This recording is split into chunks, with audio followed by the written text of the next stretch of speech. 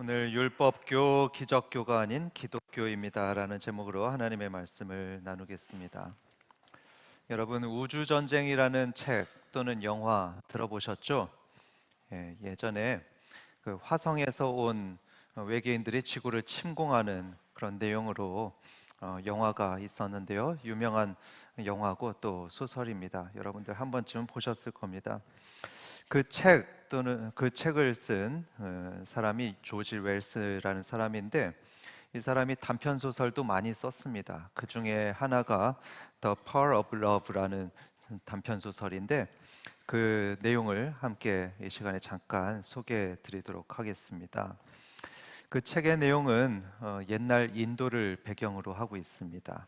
옛날 인도의 어느 왕이 왕비하고 행복하게 있었습니다.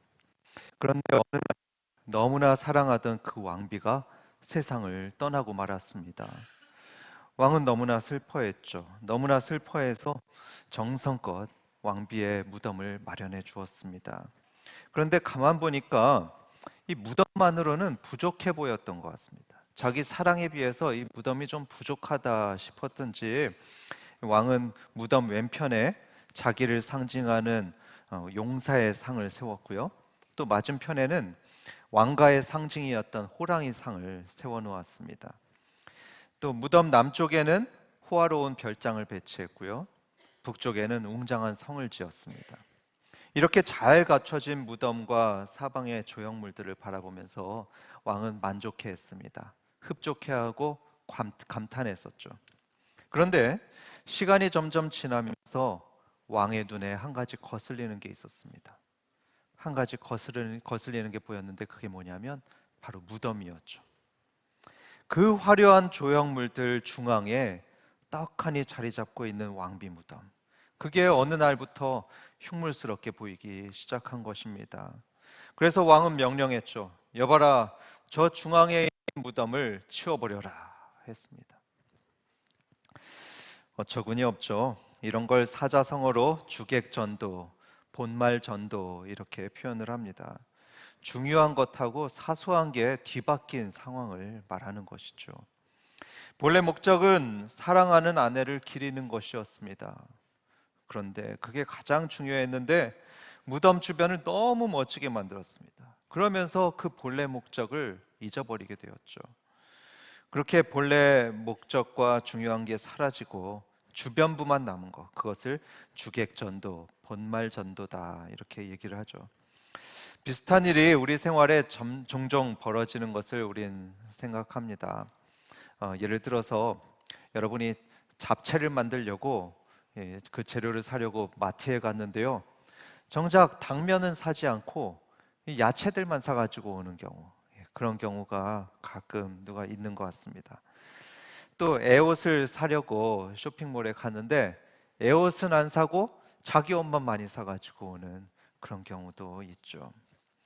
우리 신앙에 있어서도 그런 일이 일어나기도 합니다. 5년, 10년 이렇게 교회를 다니다 보니까 언제부턴가는 이 신앙의 핵심을 잃어버립니다. 헷갈립니다. 그래서 중요한 건 가볍게 취급하고 또 중요하지 않은 건 목숨을 걸고 지키려고 합니다. 그 얘기가 오늘 요한복음 5장, 지난주에 들었던 이 병자 이야기의 후일담에 나와 있습니다. 함께 들으시고 우리 한박교회 성도들은 신앙의 주객 전도가 절대로 일어나지 않기를 주님의 이름으로 축원합니다. 먼저 지난주에 들었던 내용을 한번 상기해 보겠습니다. 예수님께서 38년간 병중에 있었던 사람에게 다가가서 말씀하셨죠. 일어나 내 자리를 들고 걸어가라 이렇게 말씀하니까 그 병자는 벌떡 일어나서 걷게 되었습니다. 그 얘기를 지난주에 들었는데 그 다음에 문제가 발생합니다. 어떤 문제가 발생하냐면 유대 율법주의자들이 이 병에서 나았던 사람에게 시비를 거는 겁니다. 야, 오늘은 안식일인데 그렇게 자리를 들고 그 매트를 들고 가는 것은 그건 옳지 않아. 이렇게 시비를 겁니다.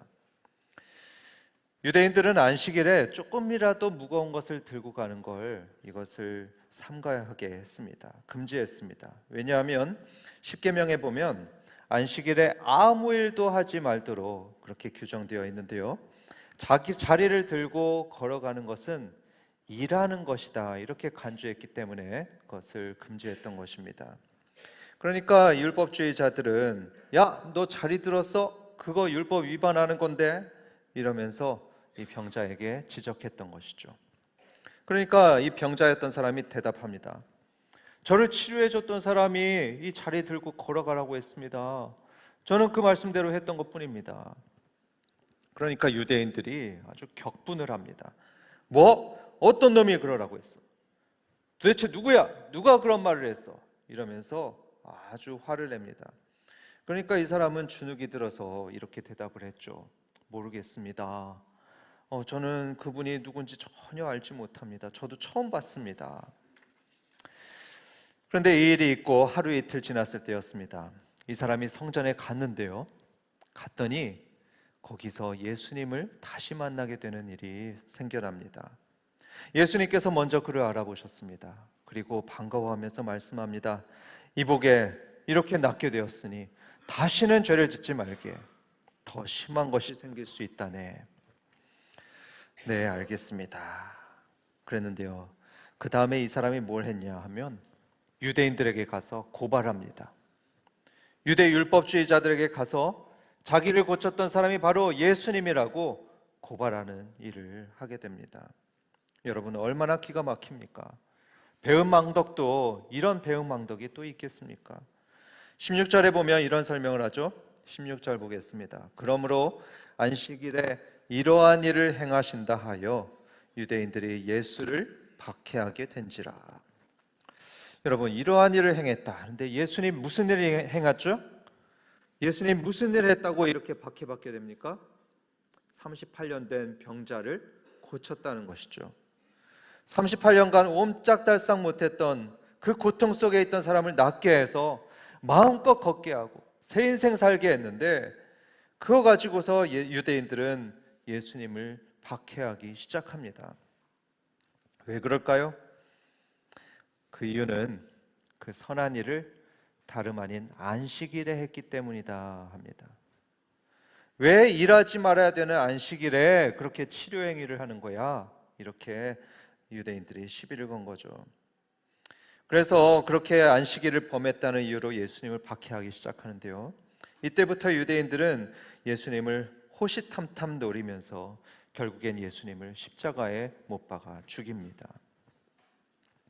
그런데 여러분, 본래 이 안식일이 제정되었던 근본 취지, 그 목적이 두 가지가 있었는데요, 그것은 그날에는 이 안식일에 하나님 잘 섬기고 사람들이 잘 쉬게 하기 위해서였습니다. 안식일에 하나님 잘 섬기고 힘든 일에서 자유하며 푹 쉬어라. 그래서 이 안식일이 제정되게 되었죠.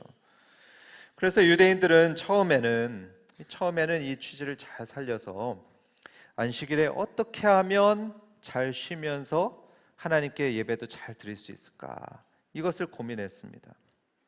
고민해서 그래, 그날에는 바느질하지 말자, 그날엔 추수하지도 말자, 양털 깎는 것도 그날엔 하지 말자, 이런 식으로 39가지의 규정을 만들었습니다.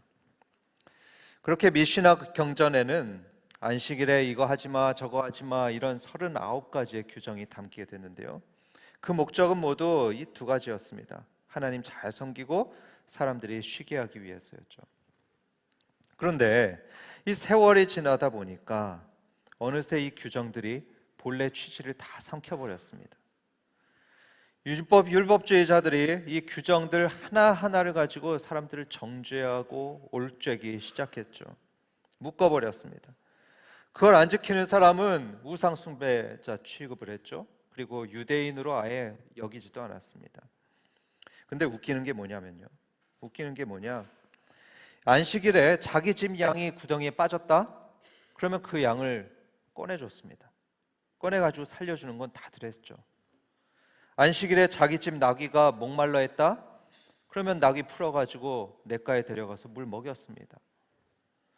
자기 집 양과 나귀는 살려주고 풀어주는 일들, 그거 안식일 날에 다 했습니다.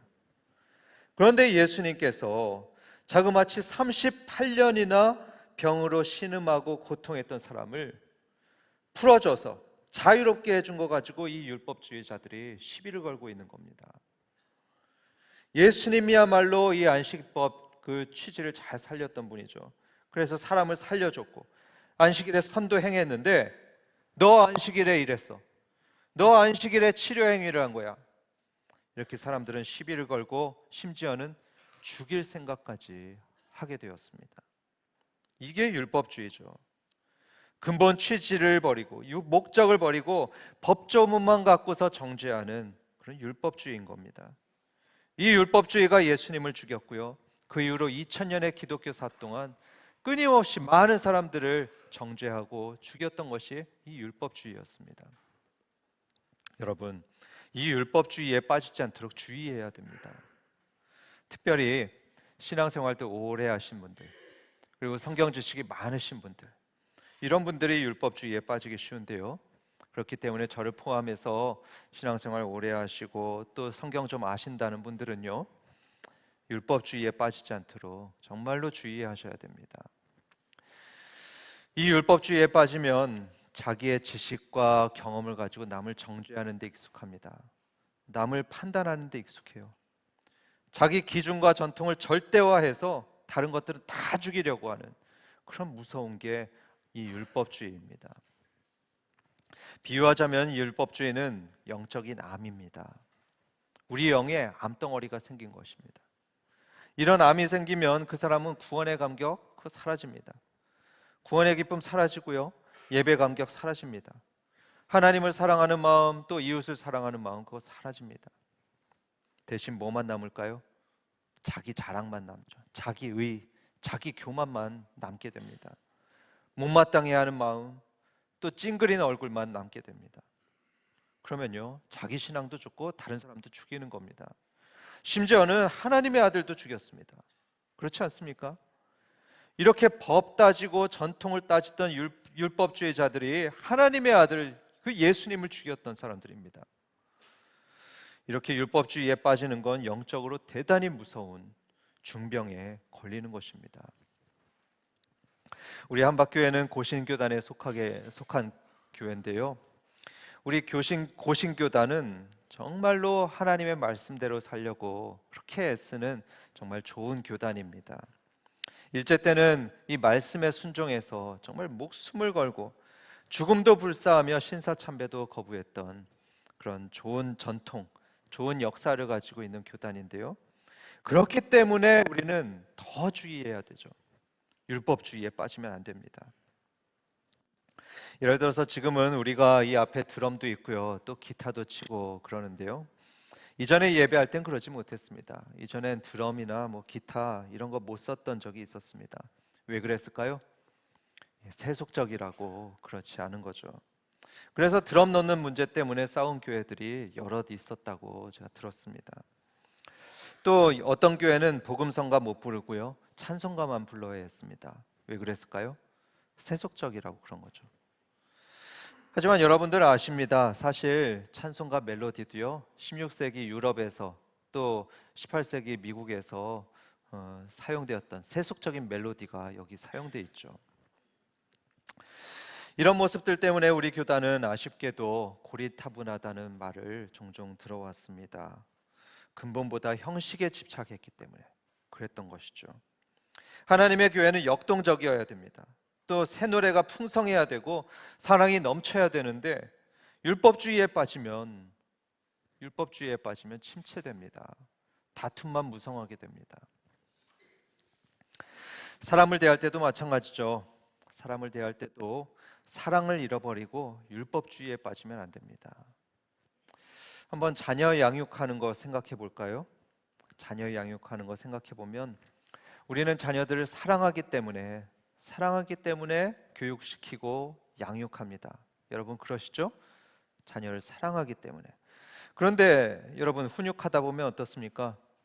야 학원 가, 야 공부해, 이거 해 저거 해, 그만 자, 그만 놀아. 내 말 안 들어? 너 그래가지고 대학 갈 수 있어? 내 프레임, 내 계획 그거 따라오지 못하는 아이에게 가시돋친 말을 하죠. 그러다 때로는 자기 감정을 못 이기고 막 화를 내곤 합니다. 야, 너 이거밖에 못해? 우리는 어쩌면 여기서 근본을, 가장 중요한 것을 잃어버렸을 수 있습니다. 아이에 대한 사랑이 그만 변질되고 잃어버린 것일 수 있습니다. 애가 태어났을 때는 어땠죠? 아무것도 못하는데도 그저 건강한 것만으로도 우리는 기뻐했었습니다. 그렇게 애가 존재하는 것만으로도 온 가족이 기뻐하고 즐거워하던 때가 있었는데, 지금은 내 기준, 내 프레임으로 아이를 규격화하고 올가매는 그런 율법주의만 남았습니다. 사랑은 어디에 갔을까요? 사랑하니까 교육시킨 건데 그 사랑은 어디에 갔을까요? 사랑하는 부부관계나 또 교우들과의 관계도 마찬가지입니다. 이런 우리의 관계 속에 율법주의가 들어가면요, 그러면 사랑은 사라집니다. 관계는 깨지고 맙니다. 여기까지 첫 번째로 우리는 율법주의에 빠지지 않아야 된다, 이런 말씀을 들었고요. 두 번째로 우리가 주의해야 될 것은 기적이 전부가 되는 신앙이 되면 안 된다, 이것이죠. 기적만 바라고 기적만 기대하는 신앙도 그것도 위험합니다. 저는 이것을 기적교라고 표현했습니다. 기적만 바라는 것은 기적교지요, 기독교는 아닙니다. 제가 볼 때 38년 된 병자는 바로 이 기적교 신자였습니다. 왜냐하면 기적을 바라고 병 낫기만 바랬지 그 기적을 행하셨던 예수님은 믿지 않았습니다.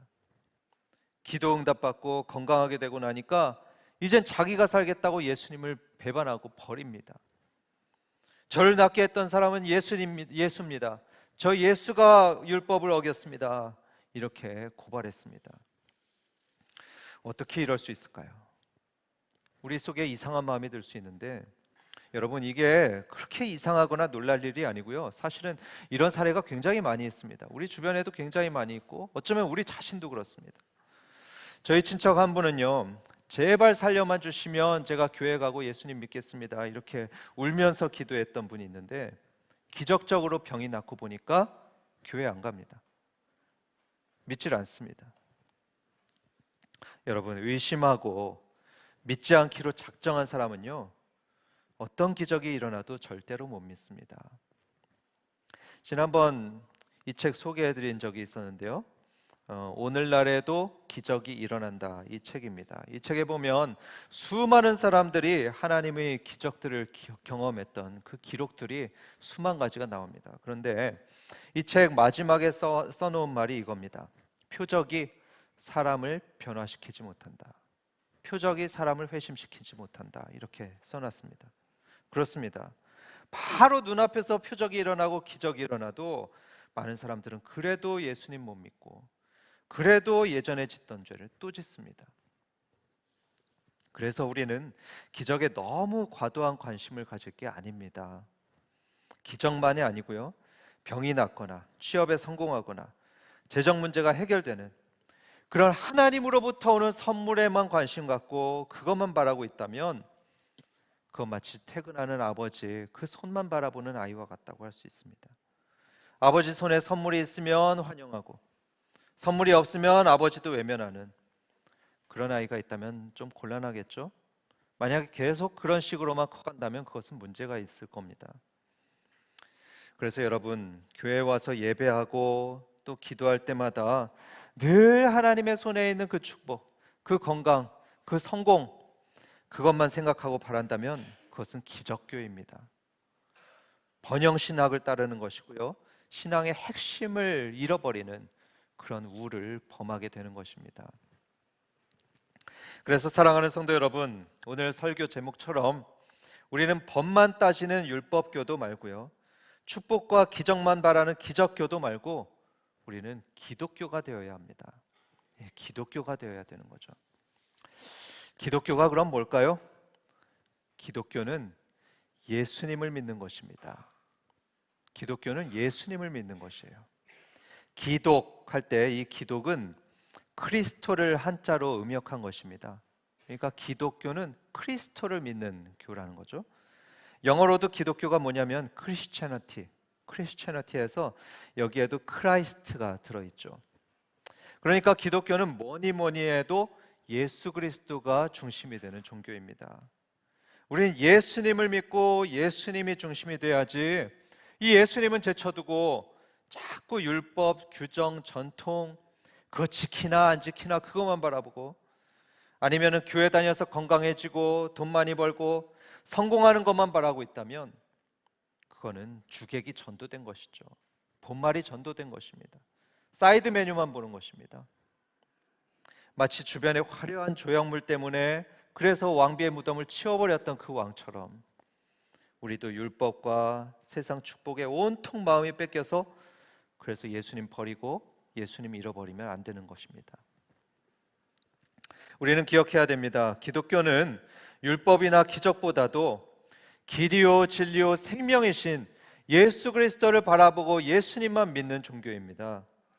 다시 말해서 예수님이 중심이고 핵심이죠. 예수님 없는 기독교는 사상 누각입니다. 껍데기입니다. 예수님 없는 교회는 그건 교회가 아닙니다. 예수님 없는 목장은 그 목장 아닙니다. 예수님이 중심이고 예수님이 핵심입니다. 성경에는 모든 게 그 예수님으로 시작해서 예수님으로 끝납니다. 요한복음 20장 30절에 보면 이 성경이 기록된 이유, 그 기적들이 기록된 이유는 우리가 하나님의 아들인 예수님, 그 예수님 믿게 하려고 이 성경이 기록됐다고 설명하고요. 마가복음 2장 27절은 그렇게 율법주의자들이 지키려 했던 그 안식일의 주인이 바로 예수님이다, 이렇게 말씀하고 있습니다. 결정적으로 예수님이 최후의 심판자고요, 예수님이 우리를 저 천국으로 인도해 주실 분이십니다. 다시 말해서 예수님이 가장 중심이고 핵심인 것이죠.